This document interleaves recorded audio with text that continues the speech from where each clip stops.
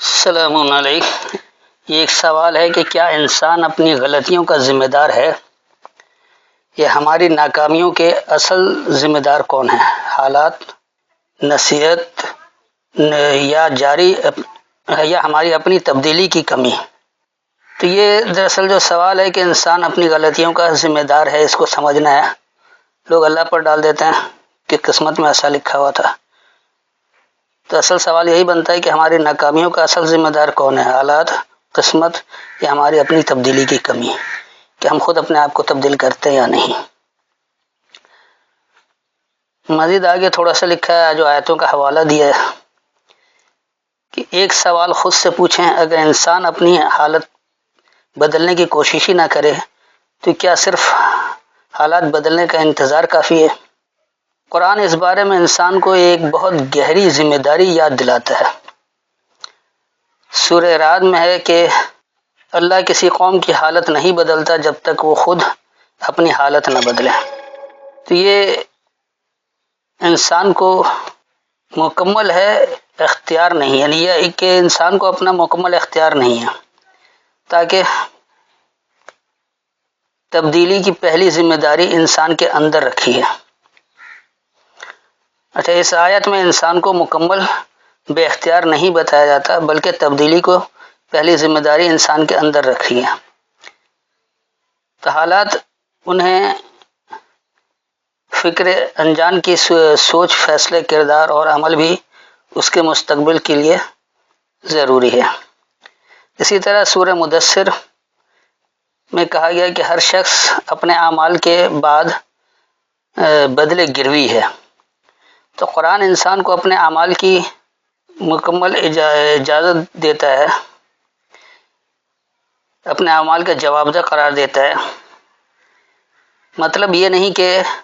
ہر مشکل صرف انسان کی غلطی ہے، ایک یہ کہ انسان اپنے اختیار کے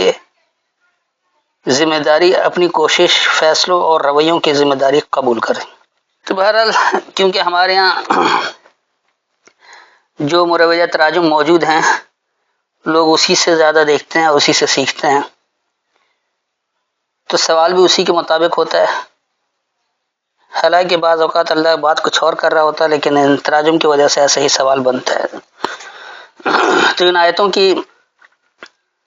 فہم حاصل کرنے سے پہلے چند باتیں آپ کے گوش گزار کروں گا۔ کیا واقعی ہماری ناکامیوں کی ذمہ اصل وجہ ضرور حالات ہوتے ہیں، یا انسان اپنی زندگی کے ذمہ دار خود کو قرار دیتے ہیں؟ اگر حالات خراب ہوں تو کیا انسان بے بس ہے؟ قرآن کا جواب آپ کی سوچ بدل دے گی۔ ہم دوسروں کو قسمت کے حالات کا الزام دیتے ہیں، لیکن کیا ہم نے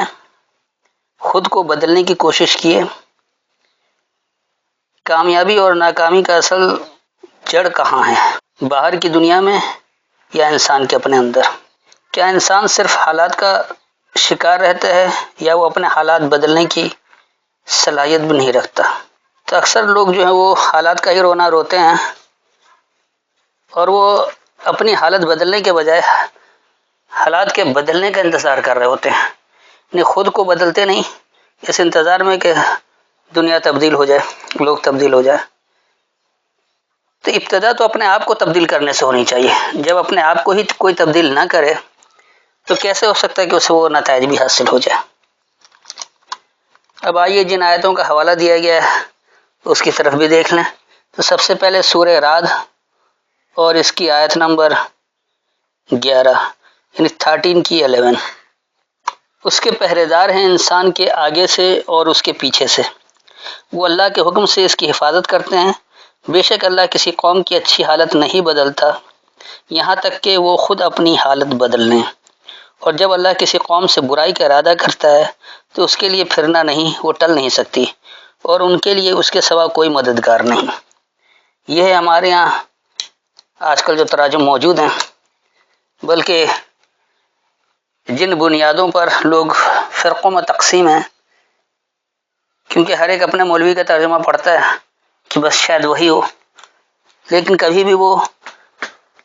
اللہ کے کلمات پر غور نہیں کرتا کہ اللہ کیا کہہ رہا ہے۔ یہی وجہ ہے کہ جو غلطی علماء فرقہ پرستوں نے کر رکھا ہے، جو دھڑلے سے اپنے اپنے فرقوں کا اعلان کرتا ہے کہ ہم دیوبندی ہیں، ہم بریلوی ہیں، ہم شیعہ ہیں، ہم سنی ہیں، ہم فلاں ہیں، ہم فلاں ہیں، اور ہر ایک فرقے والا اپنے اپنے فرقوں کے ہی مولوی کا ترجمہ پڑھتا ہے، کبھی اس پر غور نہیں کرتا کہ ان تراجم میں بھی غلطی ہو سکتی ہے۔ اللہ کے کلمات قرآن میں موجود ہیں، تو کبھی ان کلمات پر تو غور کریں، اللہ کی حدیثوں پر عقل و شعور تو استعمال کریں کہ اللہ کیا کہہ رہا ہے۔ آنکھ بند کر کے اپنے فکر کے علماء کو ہی پڑھنا اور اس کے پیچھے ہی چلنا، یعنی اس کی تقلید پرستی اس گمراہی کا سبب بنتی ہے جو چلی آ رہی ہے، اور اسے حل کرنے کی طرف کوئی توجہ نہیں دیتا، جبکہ اللہ نے اس کا حل بتایا ہے کہ وَاعْتَصِمُوا بِحَبْلِ اللَّهِ جَمِيعًا وَلَا تَفَرَّقُوا، تم اللہ کی کتاب کو مضبوط پکڑ لو، تمہارا فرق ختم ہو جائے گا۔ لیکن افسوس کہ ہمارے یہاں اللہ کی کتاب کو چھوڑ کر غیر اللہ کی کتابوں کو پکڑتے ہیں کہ ہمارے مسلک والا نے کیا کہا، ہماری فقہ میں کیا ہے، ہمارے علماء کیا کہہ رہے ہیں، ہمارے باپ دادا کے یہاں کیا ہوتا رہا، حدیث کیا کہہ رہی ہے، سنت کیا کہہ رہی ہے، حدیث اور سنت کے نام پر جو کتابیں گھڑ کر دی گئی ہیں وہ کیا کہہ رہی ہیں۔ سایہ اربع اور سایہ ستہ کو تو اٹھائیں گے، لیکن قرآن جو فرق مٹانے والی کتاب ہے جس پر کسی کا اختلاف نہیں، اس کو نہیں اٹھاتے، قرآن کی حدیث سے نہیں دیکھتے کہ اللہ کیا کہہ رہا ہے اور کیسے بات سمجھ میں ہے۔ تب اس آیت کا بھی ایک حصہ کہ کوئی قوم کی حالت نہیں بدلتی جب تک وہ اپنی حالت نہ بدلے، اتنا تو لوگ لے لیتے ہیں، لیکن پوری آیت نہیں پڑھتے ہیں کہ اللہ ہدایت کس طرح سے دے رہا ہے۔ بلکہ ان ترجموں میں تو اللہ پر الزام ڈال دیا گیا کہ اگر اللہ کسی قوم کی برائی کا ارادہ کر لے تو اسے نہیں، اللہ قوم کی برائی چاہتا ہے، سارا الزام اللہ پر ڈال دیا۔ دیکھیے یہاں بات کیا ہو رہی ہے، لہو معقبات من بین یدیہ ومن خلفہ، اس کے لیے انجام موجود ہے، عقب کہتے ہیں انجام کو، تو معقبات یعنی اس کے لیے تمہارا انجام موجود ہے، من بین یدیہ ومن خلفہ، درمیان سے جو سامنے اور جو اس کے پیچھے ہے، نہیں آپ جو کچھ عمل کر رہے ہیں اپنے سامنے اور جو اپنے پیچھے آپ عمل چھوڑ کر جا رہے ہیں، انہی کے درمیان تو اس کا نتیجہ نکل رہا ہے۔ یحفظونہ من امر اللہ، اس کی حفاظت ہے اللہ کے معاملات سے، تو اللہ نے جو معاملہ طے کر رکھا ہے کہ ایسا کرو گے تو یہ نتیجہ ملے گا اور ایسا نہیں کرو گے تو یہ نتیجہ ملے گا، تو انجام تو اسی کے مطابق ملنا ہے۔ اگر آپ اللہ کی ہدایت کو پس پش ڈال کر اللہ کی حدیثوں سے اپنے عمل کی تصدیق کرنے کے بجائے اگر اللہ کی حدیثوں سے تصدیق کریں گے تو سیدھی سی بات ہے کہ آپ کو وہ نتیجہ نہیں ملے گا۔ ان اللہ، بے شک اللہ، لا یغیر، نہیں تغیر کرتا، نہیں تبدیل کرتا ہے، ما بقوم، کسی بھی قوم کی، حتی یہاں تک کہ یغیر ما بانفسہم، وہ تغیر کرے اپنی نفسیات کو، جو ان کی اپنی نفسیات ہے، یعنی وہ تبدیلی لائے جو ان کی اپنی سوچ کو۔ وَإِذَا أَرَادَ اللَّهُ، اور جب اللہ سے ارادہ کر لے، بقوم، کوئی قوم، سوءً، برائی، فلا مرد لہ، پس نہیں رد کرنے کی جگہ ہے اس کے لیے، وما لہم من دونہ، اور نہیں ان کے لیے اس کے علاوہ سے، من وال، کوئی نزدیکی، وال ولی والا ہی مادہ ہے، واو الف لام، واو لام یہ، تو یہ الف یہ تبدیل ہوتا رہتا ہے، تو وال کا مطلب بھی نزدیکی ہوگا، مددگار نہیں بن جائے گا۔ تو اس پوری آیت میں جو اللہ نے ہدایت دی ہے اس کو اچھی طرح سے سمجھ لیں کہ اس کے لیے وہ انجام جمع ہے، وہ انجام موجود ہے، درمیان سے ہی اس کے سامنے اور اس کے پیچھے سے اللہ نے جو معاملات مقرر کر رکھے ہیں، جو نتیجہ دے رکھا ہے، جو انجام بتا رکھا ہے، تو انجام ویسا ہی آئے گا، چاہے آپ سامنے عمل کریں یا پیچھے عمل کریں، جو آپ عمل کر کے جائیں اور جو عمل آپ پیچھے چھوڑ جائیں۔ اور اس کی حفاظت اللہ کے معاملے سے ہے، کیونکہ اللہ نے اپنے معاملے کی حفاظت کا ذمہ لے رکھا ہے، اللہ نے ہر معاملے کا انجام مقرر کر رکھا ہے، آپ کے ہاتھ میں نہیں ہے کہ آپ جسے اچھا کہہ دیں وہ اچھا ہو جائے، اللہ جسے اچھا کہہ رہا ہے وہ اچھا ہی ہوگی۔ مثلا اللہ نے اقیم الصلاۃ کا ہے کہ صلاۃ قائم کرو، کیسے کرو، کیا کچھ کرو، ساری تفصیل اس میں موجود ہے، بشرطے کہ آپ صرف اللہ کی حدیث سے ہدایت لینا چاہیں۔ لیکن جب آپ غیر اللہ کی حدیثوں کی ملاوٹ کر دیتے ہیں تو آپ نے صلاۃ کو نماز بنا دیا، 5 وقت آپ ٹکریں مارنے لگے، ورزش کرنے لگے، اس کا فائدہ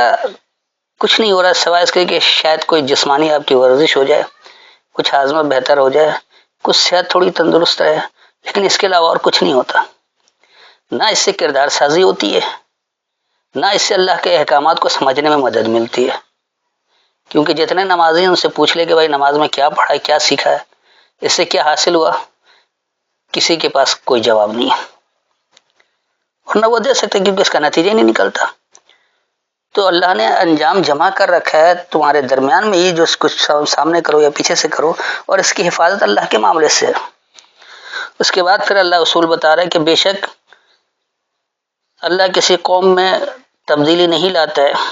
یہاں تک کہ وہ اپنی سوچ کو تبدیل کرے۔ نہیں، وہ قوم جو اپنے اندر تبدیلی لانا چاہتی ہے اسے اپنی سوچ تبدیل کرنی پڑے گی، اپنے عمل کو ترتیب دینا پڑے گا، اپنے عمل کی اصلاح کرنی پڑے گی، اور وہ اصلاح اللہ کے کلام کے ذریعے ہو، اللہ کی حدیثوں کے ذریعے ہو، غیر اللہ کی حدیثوں کے ذریعے نہیں۔ اور جب کوئی قوم اللہ سے برائی کا ارادہ کر لے، اللہ کسی قوم کی برائی نہیں چاہتا،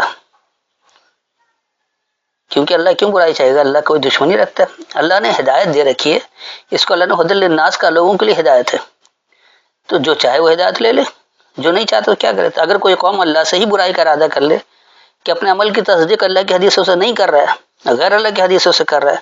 تو دراصل اس نے اللہ سے اپنے لیے برائی خود منتخب کر لیا، خود ارادہ کر لیا کہ برائی کرے، تو اس کے لیے رد کرنے کی کوئی جگہ نہیں ہے۔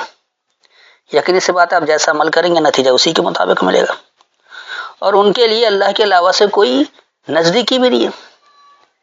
اللہ کے علاوہ کسی اور کی حدیثوں سے اگر آپ اپنے عمل کی تصدیق کریں گے تو یقینی سی بات ہے کہ وہ اللہ کی ہدایت نہیں ہے، آپ اللہ کی فرما برداری اختیار نہیں کر رہے ہیں، آپ غیر اللہ کی فرما برداری اختیار کر رہے ہیں، آپ غیر اللہ کے کلام کا شرک کر رہے ہیں، آپ اللہ کے حکم میں غیر اللہ کو شامل کر رہے ہیں، اس وجہ سے آپ کو وہ نتیجہ نہیں ملتا جو ملنا چاہیے، کیونکہ کوئی اور نزدیکی ہے بھی نہیں۔ اب آئیے دوسری جگہ، سورہ مدثر یعنی سورہ نمبر 74،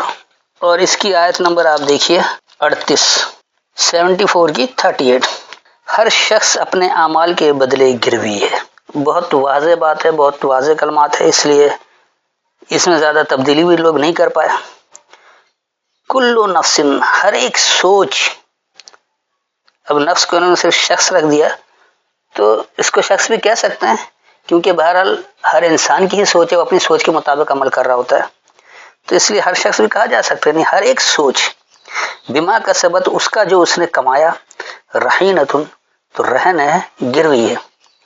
انسان نے جیسا عمل کیا، جو کما رہا ہے اپنے عمل سے، اسی کے مطابق اسے نتیجہ ملنا ہے، اس لیے اس کو گروی کہا گیا، یعنی رہن کہا گیا۔ آپ جیسا عمل کریں گے ویسی نتیجہ آپ کو ملنا ہے۔ تو گروی کیا ہوتا ہے؟ اردو میں بھی اگر آپ سمجھیں، گروی ہمارے یہاں کس کو کہا جاتا ہے؟ کوئی چیز آپ نے دے دیا، اس کے بدلے آپ نے کچھ حاصل کر لیا، جو بھی آپ کو حاصل کرنا تھا، چاہے مال کی صورت میں ہو یا کسی سبب کی صورت میں ہو، اشیاء کی صورت میں ہو، تو آپ وہ رکھتے بھائی یہ ہم واپس کریں گے تو یہ ہمیں واپس دے دینا۔ تو ایسا ہی اللہ نے کہا کہ ہر سوچ، جو عمل وہ کر رہا ہے، جو وہ کما رہا ہے، وہ اسی طرح گروی، یعنی جو کما رہا ہے وہی نتیجہ اسے ملنا ہے۔ ایسا نہیں کہ جو عمل اس نے کیا ہی نہیں اس کا وہ نتیجہ بھی اسے مل جائے، کسی کی سفارش کام نہیں آئے گی، اللہ کے ہاں کوئی رشوت خوری نہیں ہے، اللہ سفارش بھی قبول نہیں کرتا، اللہ رشوت بھی نہیں لیتا ہے، اور اللہ کسی اور کے عمل کا کسی اور کو جزا بھی نہیں دیتا، نتیجہ بھی نہیں دیتا، چاہے اچھا ہو یا برا۔ تو ہر سوچ، ہر نفسیات، جو کچھ اس نے کمایا ہے وہ گروی ہے، یعنی اس کو وہی نتیجہ مل رہا ہے، اس کے علاوہ اسے کچھ مل ہی نہیں سکتا۔ آپ یہ نہ سوچیں کہ آپ نے جو عمل کیا ہی نہیں آپ کو وہ نتائج مل جائے۔ اللہ نے تو واضح کر دیا ہے کہ فَمَن يَعْمَلْ مِثْقَالَ ذَرَّةٍ خَيْرًا يَرَهُ وَمَن يَعْمَل مِثْقَالَ ذَرَّةٍ شَرًّا يَرَهُ۔ تو جو آپ ذرا برابر بھی شر یا فساد والے کام کریں گے اس کا بھی نتیجہ ملنا ہے، اور جو آپ بھلائی والا کام کریں گے اس کا بھی نتیجہ ملنا ہے، اس میں ہرگز کچھ کمی نہیں کی جائے گی،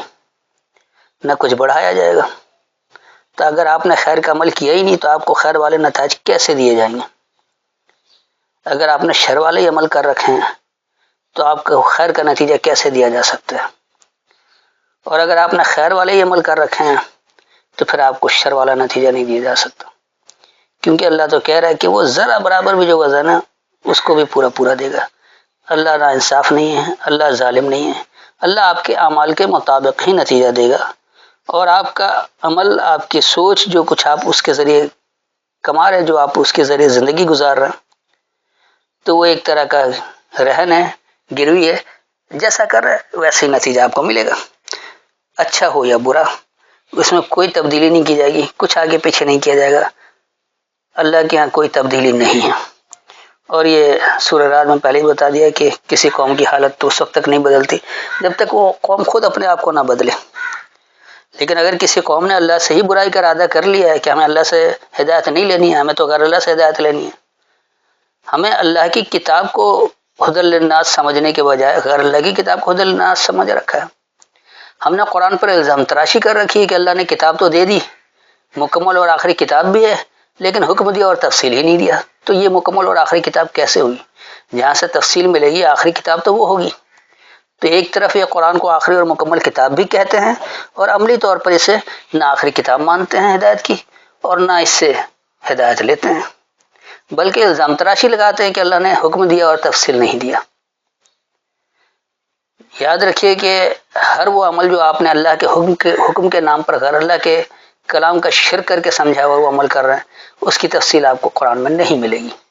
کیونکہ اللہ جو حکم دے رہا ہے اس کی تفصیل بھی اس نے دے رکھا ہے۔ جو اللہ کا حکم ہی نہیں ہے، آپ نے اسے غیر اللہ کے کلام کے ملاوٹ کے ذریعے کچھ کا کچھ بنا رکھا، تو اس کی تفصیل آپ کو کیسے ملے گی؟ جیسے لوگ کہتے ہیں کہ جس زکوٰۃ کا نصاب اللہ نے نہیں دیا، زکوٰۃ دینے کو تو دے دیا کہ دو، لیکن کتنا دو، کیا کرو، اس کا نصاب اللہ نے مقرر نہیں کیا، یہ قطعی جھوٹ ہے۔ اللہ نے اس ٹیکس کو زکوٰۃ نہیں کہا ہے، زکوٰۃ کا مطلب ہی اپنے عمل سے فروغ دینا، جو کچھ آپ نے سمجھا ہے، جو کچھ آپ نے اللہ سے ہدایت لی ہے، اس کو اپنے عمل کے ذریعے صحیح ثابت کریں، اس کو کر کے دکھائیں کہ واقعی عمل اس طرح سے ہوتا ہے، یہ زکوٰۃ ہے۔ تو اللہ نے طریقہ بتا رکھا کہ کیسے کرنا ہے، کیا کچھ کرنا ہے، اسی لیے جگہ جگہ آپ کو واقعی الصلاۃ وآتوا الزکوٰۃ ایک ساتھ ملتا ہے کہ اٹھو سبق کو اور اسے فروغ دو، یہ سبق قائم کرو روزانہ، جو اللہ کے احکامات کو سمجھنے کے لیے اللہ نے 2 وقت مقرر کر رکھا ہے، اللہ کی کتاب کو اکٹھے بیٹھ کر سمجھنا، اور اس کو سمجھنے کے لیے حجت کرنا، یعنی حج کرنا دلیل کے ذریعے، پھر جو بات سمجھ میں آ جائے، جو واضح ہو جائے، جو کچھ بیان ہو جائے، تو اس کو اپنے عمل سے فروغ بھی دینا، یعنی کہ بس آپ نے قرآن سمجھ لیا کہ یہ حکم ہے، اس کے بعد عمل کریں یا نہ کریں، تو جب تک آپ عمل نہیں کریں گے نتیجہ آپ کو مل ہی نہیں سکتا۔ تو آپ نے اگر یہ سوچ اپنا رکھا کہ آپ کو صرف اللہ کے احکامات کی فرما برداری اختیار کرنی ہے، تو آپ کو روزانہ 2 وقت صلوات کے لیے اٹھنا پڑے گا، اور اس کو اپنے عمل سے فروغ بھی دینا پڑے گا۔ اس سمجھنے کے لیے جو حجت کریں گے وہ حج ہے، اور اس سمجھنے کے بعد آپ کو اپنا ہر وہ عمل جو قرآن کے خلاف نظر ہے اسے ترک کر دینا ہی صیام ہے۔ تو یہ تھی وضاحت، میرے خیال میں ان دونوں آیتوں کا آپ نے اچھی طرح سے سمجھ لیا ہوگا۔ یاد رکھیے کہ انسان حالات کا قیدی نہیں، بلکہ اپنے رد عمل، فیصلوں اور کوششوں کے ذریعے تبدیلی کا حصہ ہے۔ اپنے اندر تبدیلی پیدا کریں گے تو آپ اس کا حصہ بن سکتے ہیں۔ حالات کو سمجھنا ضروری ہے، مگر اپنی ذمہ داری سے فرار قرآن کا مزاج نہیں۔ آخر میں آپ سے سوال ہے کہ آپ کے خیال میں انسان کی ناکامی میں زیادہ کردار کس کا ہوتا ہے؟ حالات کا، قسمت کا، اپنی غلطیوں کا، کوشش کی کمی کا؟ تو یہ چیزیں ہیں، بہت سارے لوگ کہتے ہیں کہ قسمت میں نہیں تھا اس لیے نہیں کرے، تو قسمت انسان اپنے خود بناتا ہے، اللہ نے لکھ نہیں رکھا ہے۔ اگر لکھ رکھا ہوتا تو پھر یہ انسان کو بااختیار بنانا اور حساب کتاب لینا، جواب دہی کا تصور قطعی باطل ہو جاتا ہے، کیونکہ اللہ نے قسمت لکھ رکھا، جیسا لکھا ویسے ہی عمل ہو گیا، چاہے آپ نے کوشش کی ہے کہ آپ کی کوشش کرنے کے باوجود قسمت میں نہیں لکھا تو نہیں ہوتا ہے۔ تو یہ بات سمجھ لیں کہ حالات، قسمت، اپنی غلطیاں، کوشش کی کمی، یہ چیزیں ہوتی ہیں جو انسان کے کردار کو ناکام بناتی ہیں۔ تو آپ کمنٹ میں ضرور اپنی رائے کا اظہار کریں کہ آپ کے خیال میں ناکامی کا ذمہ دار کیا ہے۔ امید ہے مکمل وضاحت ہو گئی ہوگی اور ہر ایک کو اپنے سوال کا جواب بھی مل گیا ہوگا۔ پھر بھی اگر کوئی تشنگی رہ گئی ہو، کوئی بات سمجھ میں نہ آئی ہو، یا کوئی شخص یہ سمجھتا ہے کہ انہی آیتوں میں اس کا بھی جواب تھا اور اسے نہیں ملا، تو آیت کے حوالے سے اپنا سوال دہرا سکتا ہے۔ السلام علیکم۔